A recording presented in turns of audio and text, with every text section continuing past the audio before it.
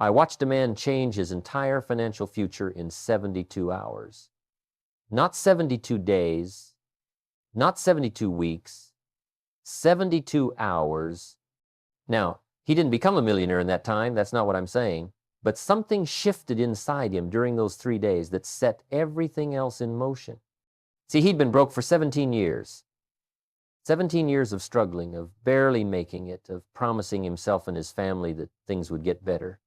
And then, for 3 consecutive days, he did something different. Just 3 days. That's all it took to break the pattern that had controlled him for nearly 2 decades. Most people don't believe me when I say this. They think meaningful change requires months of effort, maybe years of therapy, or some dramatic life event that forces transformation upon them. And I understand why they think that way. We've been taught that change is hard, that breaking old habits takes enormous willpower and time. But here's what I've learned after decades of studying successful people and watching failures repeat themselves. The actual breaking point happens much faster than anyone realizes. The problem isn't that change takes a long time. The problem is that most people never make it past day 3. Think about the last time you decided to make a change in your life. Maybe you wanted to start exercising, or reading more, or saving money instead of spending it. What happened? If you're like most people, you probably felt excited on day 1. You woke up with determination, followed through on your commitment, and went to bed feeling proud of yourself. Day 2 might have been a little harder, but you pushed through because the memory of day 1 was still fresh. But then came day 3. Day 3 is where dreams go to die. Day 3 is when the alarm goes off and your body aches and your mind starts negotiating with you. Day 3 is when you tell yourself that missing just 1 day won't hurt, that you can start fresh again on Monday, that maybe this whole idea wasn't right for you anyway. The tragedy is this: most people quit right before the breakthrough happens. They give up at the exact moment when their old pattern is about to crack. It's like digging for water and stopping 3 feet before you hit the spring. All that effort, all that intention, wasted because you couldn't push through just 1 more day. I spent years trying to figure out why some people succeed while others fail, even when they start with the same information and the same opportunities. And what I discovered changed everything for me. Success isn't about having more willpower than the next person. It's not about being smarter or more talented or having better circumstances. Success comes down to something much simpler: the willingness to stay disciplined for 3 consecutive days. That's it. 3 days of following through on what you said you'd do, regardless of how you feel, regardless of what excuses show up, regardless of how tempting it is to quit. Now, I know what some of you are thinking. 3 days doesn't sound like much. It sounds almost too simple to be true. But that's exactly the point. We've complicated the process of change so much that we've made it impossible for ourselves. We create these elaborate systems and detailed plans and wait for the perfect moment to begin. Meanwhile, our bad habits keep compounding day after day, year after year, until we wake up one morning and realize we've wasted a decade living the same year 10 times in a row. Bad habits don't develop overnight, and they don't require your conscious permission to take root in your life. They sneak in quietly, one small decision at a time. You skip the gym once, and it doesn't seem like a big deal. You spend a little more than you should, and you tell yourself you'll make it up later. You watch television instead of reading that book, and you promise you'll start tomorrow. These individual choices feel insignificant in the moment. But here's the thing about habits: they compound. That one missed workout becomes a pattern. That one unnecessary purchase becomes a lifestyle. That one evening of distraction becomes years of unrealized potential. The good news is that discipline compounds too. When you override your feelings and do what you're supposed to do for 3 straight days, you're not just building a new habit, you're proving something to yourself. You're demonstrating that you're capable of change, that you're not a slave to your impulses, that you can be trusted to follow through on your commitments. And that internal shift, that moment when you realize you're stronger than you thought, that's worth more than any external achievement. I've seen this principle work in every area of life: financial discipline, physical health, relationships, personal development. It doesn't matter what you're trying to change. The pattern is always the same.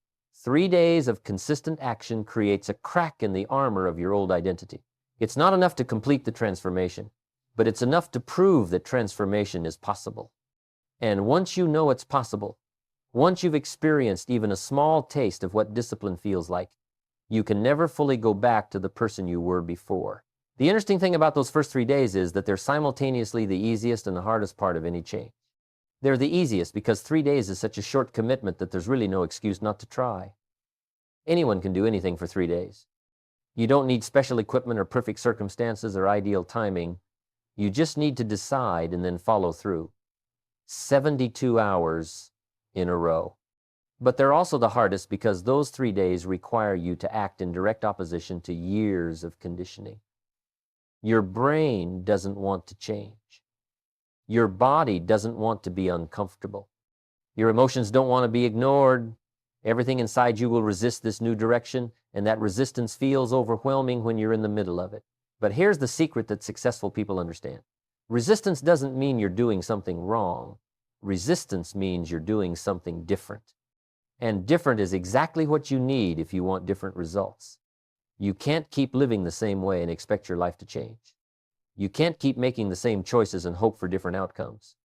At some point, you have to be willing to feel uncomfortable for a few days in exchange for a lifetime of better results. The question isn't whether you're capable of change. The question is whether you're willing to stay disciplined long enough to break through the initial resistance. 3 days, that's the price of admission for a better life. Not 3 months, not 3 years, 3 days of showing up, doing the work, and refusing to quit when it gets hard. Everything else builds from there. Here's something most people never stop to consider. Every bad habit you have right now started as a choice, a conscious decision you made at some point in your past. Maybe it was eating that extra slice of pizza when you were already full. Maybe it was hitting the snooze button instead of getting up when your alarm went off. Maybe it was buying something you didn't need because it made you feel good in that moment. Whatever it was, it started as a choice. But somewhere along the way, it stopped being a choice and became automatic. It became who you are. That's the dangerous part about habits. They don't announce themselves. They don't send you a warning letter saying, hey, if you keep doing this for another month, it's going to become part of your identity. They just quietly move from your conscious mind into your subconscious, and before you know it, you're not making decisions anymore. Your habits are making them for you. You're on autopilot, repeating the same patterns day after day, wondering why your life isn't changing when you're working so hard. I met a woman a few years back who couldn't understand why she was always broke. She had a decent job, no major debts, and she considered herself fairly responsible with money. But every month, she'd look at her bank account and there'd be almost nothing left. She'd been living this way for 8 years. 8 years of financial frustration, of telling herself she needed to do better, of making promises that she'd start saving next month. And every month, the same result. When we sat down and looked at her spending, something interesting emerged. She wasn't making big, reckless purchases. She didn't have a gambling problem or an expensive addiction. She was just spending $15 to $20 a day on things that didn't matter. A coffee here, lunch out there, a small purchase online that seemed harmless at the time. Small decisions made automatically, without thought. Now, $15 a day doesn't sound like much, but multiply that by 30 days and you get $450. Multiply it by 12 months and you're looking at $5,400 a year. Over 8 years, she'd spent more than $40,000 on nothing. Nothing she could point to. Nothing that improved her life. Nothing that moved her forward. Just $40,000 evaporated into thin air because she never stopped to examine the automatic patterns running her financial life. That's what habits do. They operate below the level of your conscious awareness, making thousands of small decisions that add up to massive consequences over time. The reason bad habits are so powerful is that they solve an immediate problem. They make you feel better right now, in this moment, even if they make your life worse in the long run. When you're stressed, that cigarette calms your nerves. When you're bored, that television show entertains you. When you're lonely, that pint of ice cream provides comfort. The habit gives you an instant reward, and your brain loves instant rewards. Your brain doesn't think about 5 years from now when those cigarettes might give you cancer. It doesn't consider 10 years from now when all that wasted time adds up to a decade of missed opportunities. It just wants to feel better right now, and the habit delivers. This is why willpower alone never works. Willpower is you trying to fight against your own brain's desire for immediate gratification. It's an exhausting battle, and eventually you lose. You can white-knuckle your way through a few days or maybe even a few weeks, but sooner or later you'll run out of energy and snap right back to the old pattern. The only way to truly break a bad habit is to interrupt it before it becomes automatic again. And that window of opportunity is shorter than most people think. When you do something new for the first time, your brain pays attention. It's alert, focused, processing every detail because this is unfamiliar territory. But by the second or third time you repeat that behavior, your brain starts looking for shortcuts. It's trying to make the process more efficient by moving it from conscious thought into automatic execution. This is actually a useful feature. Most of the time, it's how you learn to tie your shoes or drive a car without thinking about every single movement. But it becomes a problem when what you're automating is destructive. The 3-day window is crucial because that's approximately how long it takes for your brain to start building those automatic pathways.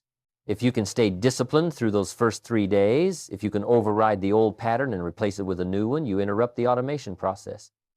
You create what I call a pattern break. The old habit isn't completely gone yet, but it's been disrupted. The neural pathway isn't as strong as it was. And if you keep going, keep choosing the new behavior over the old one, eventually the new pattern becomes the default. But most people never get there because they don't understand what they're up against. They think they're fighting against a habit when what they're really fighting against is their own identity. See, after years of repeating the same behaviors, you start to define yourself by those behaviors. You're not just someone who happens to be out of shape. You're not an exercise person. You're not just someone who struggled financially. You're not good with money. You're not just someone who watches a lot of television. You're someone who needs to unwind after work. These identity statements are incredibly powerful because they're not just describing what you do, they're describing who you are. And nobody wants to act in ways that contradict their identity. This is why so many people self-sabotage just when they start making progress. They'll lose 15 pounds and then go on an eating binge. They'll save money for 2 months and then blow it all on something frivolous. They'll maintain a new positive habit for weeks and then suddenly quit for no apparent reason. It's not lack of willpower. It's not bad luck. It's their identity pulling them back to familiar territory. Somewhere deep inside, they don't believe they're the kind of person who succeeds at this thing, so they unconsciously create circumstances that confirm their existing self-image. The beautiful thing about 3 days of discipline is that it challenges your identity without overwhelming it. 3 days isn't long enough to make you feel like you're becoming a completely different person, which means your identity doesn't fight back as hard. But it is long enough to plant a seed of doubt about who you think you are. When you successfully override your urges for 3 consecutive days, you can't help but think, maybe I'm stronger than I thought. Maybe I'm more capable than I believed. Maybe I'm not actually the person I've been telling myself I am. That shift, that tiny crack in your self-concept is worth more than months of motivation or years of positive thinking. Because once you know you can do something, even if you've only done it for 3 days, the excuse that I'm just not that kind of person loses its power. You've proven to yourself that you can be that kind of person at least for 72 hours. And if you can do it for 72 hours, what's stopping you from doing it for 72 more? Nothing, except the story you keep telling yourself about why you can't. And that's the real habit that needs to be broken, not the surface behavior, but the underlying philosophy that created the behavior in the first place. Bad habits aren't just actions. They're the physical manifestation of bad thinking. They're the inevitable result of poor philosophy about yourself and what you deserve and what you're capable of achieving. You don't have a procrastination problem. You have a belief problem that manifests as procrastination. You don't have a spending problem. You have a value problem that manifests as spending. You don't have a discipline problem. You have a philosophy problem that manifests as lack of discipline. Change the philosophy, and the behavior changes automatically. But changing philosophy requires evidence, and evidence requires action. This is why 3 days matters so much. It's not about the habit itself. It's about proving to yourself that your current philosophy about who you are might be wrong. It's about creating a new reference point that contradicts years of accumulated evidence about your limitations. It's about giving yourself permission to believe that change is possible. Not someday in the future when conditions are perfect, but right now, starting with the next 3 days of your life. Let me walk you through what actually happens during those 3 critical days, because understanding the process makes it easier to push through when everything inside you wants to quit. Each day has its own challenge, its own particular flavor of difficulty, and if you know what's coming, you're less likely to be blindsided by it. Day 1 feels deceptively easy. There's an energy that comes with new beginnings, a sense of possibility that makes the first day almost enjoyable. You wake up with determination. You've made a decision, and there's power in that decision. When you follow through on day 1, you go to bed feeling accomplished. You've done something different. You've taken action instead of just thinking about it. For many people, day 1 is actually pleasant because it represents hope. It represents the idea that maybe, just maybe, things can be different this time. But day 1 is also laying a trap for you, and most people don't see it coming. See, day 1 tricks you into thinking change is easy. You knocked it out of the park today, so why wouldn't you be able to do the same thing tomorrow? What you don't realize is that day 1 runs on decision fuel. You're operating on the energy of commitment, the excitement of starting something new. That fuel burns hot and bright, but it also burns fast. By the time you wake up on day 2, it's already gone. Day 2 is where the real work begins. The novelty has worn off. The excitement has faded.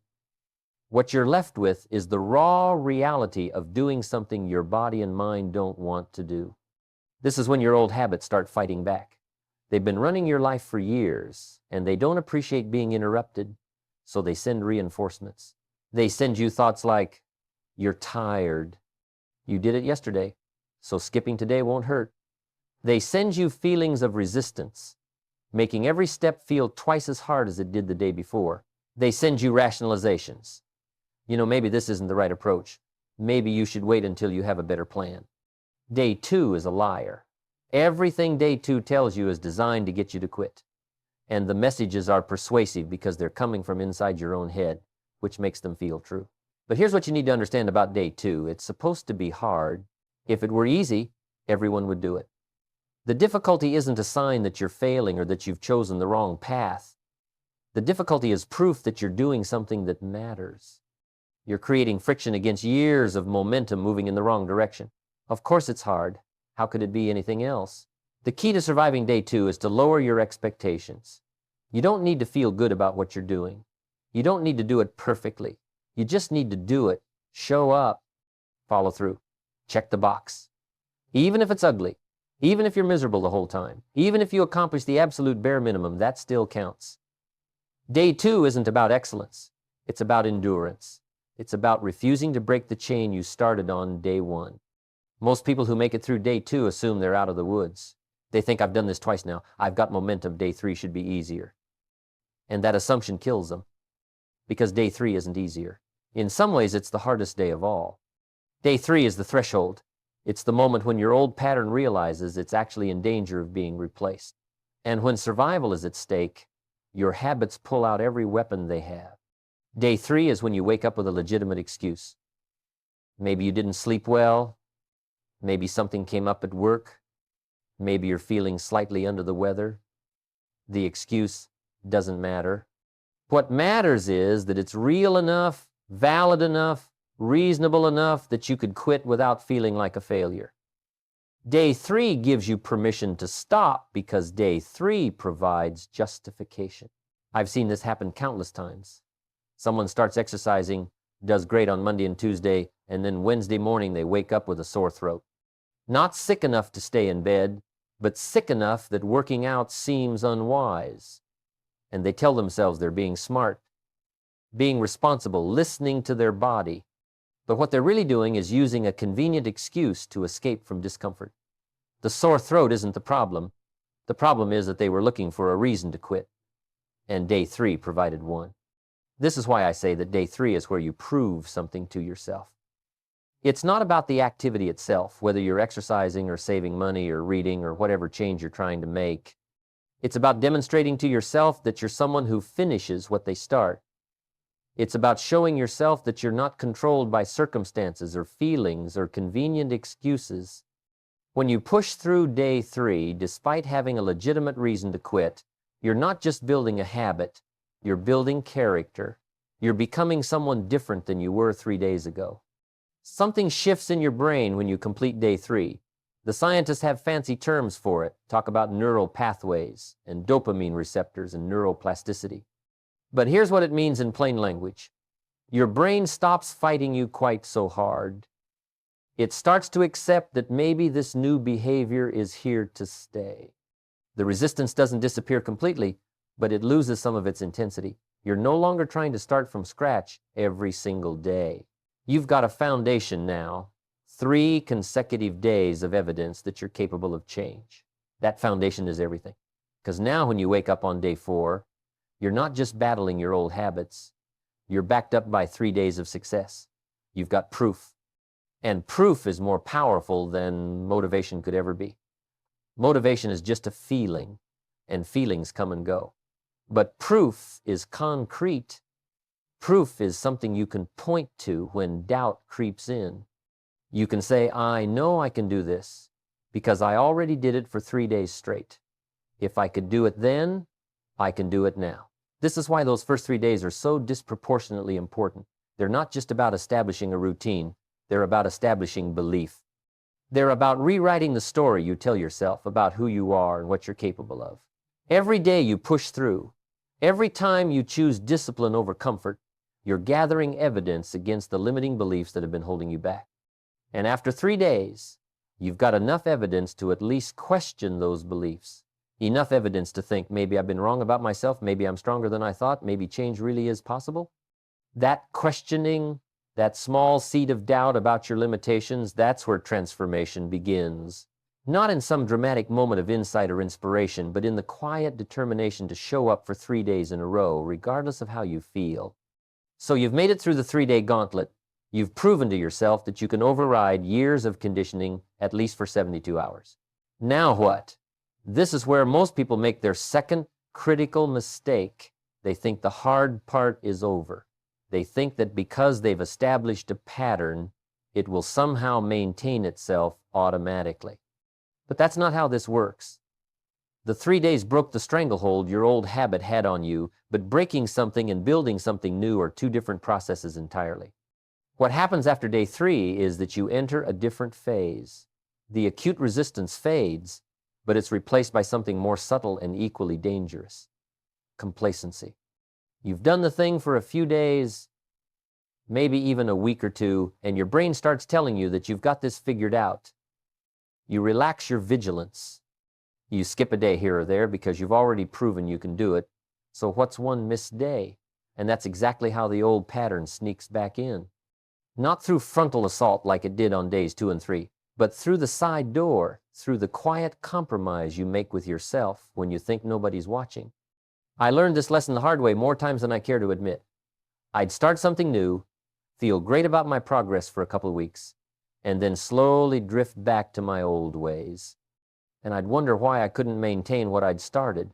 What I finally understood was this: discipline isn't something you achieve and then move on from. Discipline is something you practice every single day. The moment you think you don't need it anymore is precisely the moment you need it most. But here's the good news. While discipline never becomes unnecessary, it does become easier. Not easy, but easier. Think of it like building muscle. The first time you lift a weight, it feels impossibly heavy. But if you keep lifting it day after day, that same weight starts to feel lighter. The weight hasn't changed. Your capacity has changed. The same thing happens with discipline. The first 3 days feel like you're moving a mountain. But after a few weeks of consistent action, what once seemed impossibly difficult becomes manageable. And after a few months, it becomes just what you do. Not because you're special or because you have superhuman willpower, but because you've trained yourself to do it. The secret to making it past those first 3 days and into sustainable change is to track your progress. I'm not talking about elaborate systems or complicated spreadsheets. I'm talking about something as simple as marking an X on a calendar every day you follow through. That visual representation of your consistency is more powerful than you might think. On the days when you don't feel like showing up, when the old excuses start sounding reasonable again, you can look at that chain of X's and remember what you've built. You can see your progress right there in front of you, and it becomes harder to justify breaking a chain that's 10 days long, or 20 days long, or 50 days long. Small wins matter more than most people realize. We live in a culture that celebrates the big transformation, the dramatic before and after story, the overnight success. But real life doesn't work that way. Real life is built on tiny decisions, repeated consistently over time. When you honor your commitment to yourself today, that's a win. When you do what you said you'd do, even though you don't feel like it, that's a win. When you reach day 7, day 14, day 30, each of those milestones deserves recognition. Not because you're finished, but because you're building proof that you're someone who keeps their word to themselves. Now let me address something important. You're going to stumble. At some point, despite your best intentions, you're going to miss a day. Maybe you'll get sick. Maybe life will throw you something unexpected. Maybe you'll just have a moment of weakness and choose comfort over discipline. When that happens, and notice I said when, not if, what you do next determines everything. This is the moment where most people completely fall apart. They miss one day, feel like failures, and use that missed day as an excuse to quit entirely. They think, well, I've already broken my streak, so I might as well give up. That kind of thinking is poison. Missing one day doesn't erase the progress you've made. It doesn't cancel out all the days you showed up. It just means you're human. The question isn't whether you'll have setbacks. The question is whether you'll let a setback become a stopping point. And the answer to that question reveals who you really are. Are you someone who quits when things aren't perfect? Or are you someone who gets back up, dusts themselves off, and starts again? I'll tell you what successful people do. They don't let one mistake become a pattern. If they miss Monday, they absolutely, positively show up on Tuesday. They don't wait until next week to start fresh. They don't need perfect conditions or a clean slate. They just get back to the discipline they committed to immediately, without drama or self-flagellation. As long as you're generally moving toward where you want to be, the occasional misstep won't derail you. This 3-day principle applies to every area of your life. If your finances are a mess, 3 days of tracking every dollar you spend will shift your awareness in ways that months of vague intentions never will. If your health is suffering, 3 days of moving your body and eating food that serves you will break the inertia that's been keeping you stuck. If your relationships are strained, 3 days of giving your full attention to the people who matter will create a foundation you can build on. If your mind is cluttered with negativity, 3 days of feeding it better input, better books, better conversations, better thoughts will start to change your mental landscape. The compound effect of these small disciplines is staggering. You can't see it on day 3 or even day 30. But give it 6 months, a year, 5 years, and you'll look back at your life and barely recognize the person you used to be. That broke person I mentioned at the beginning, the one who changed his financial future in 3 days, 5 years later, he had accumulated more wealth than he'd made in the previous 20 years combined. Not because he won the lottery or got some lucky break, because he maintained the discipline he discovered during those first 3 days. He kept tracking his spending.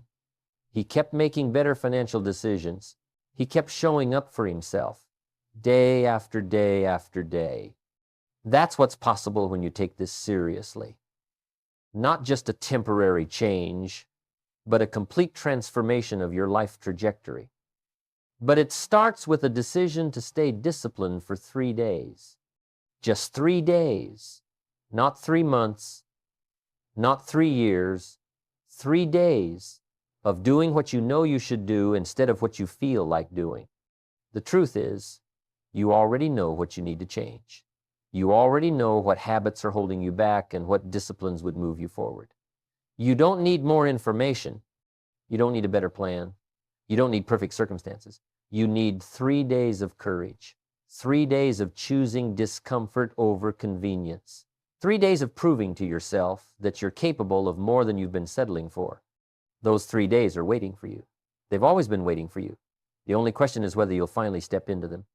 Starting right now, starting today, not tomorrow, not next week, not when you feel ready, today.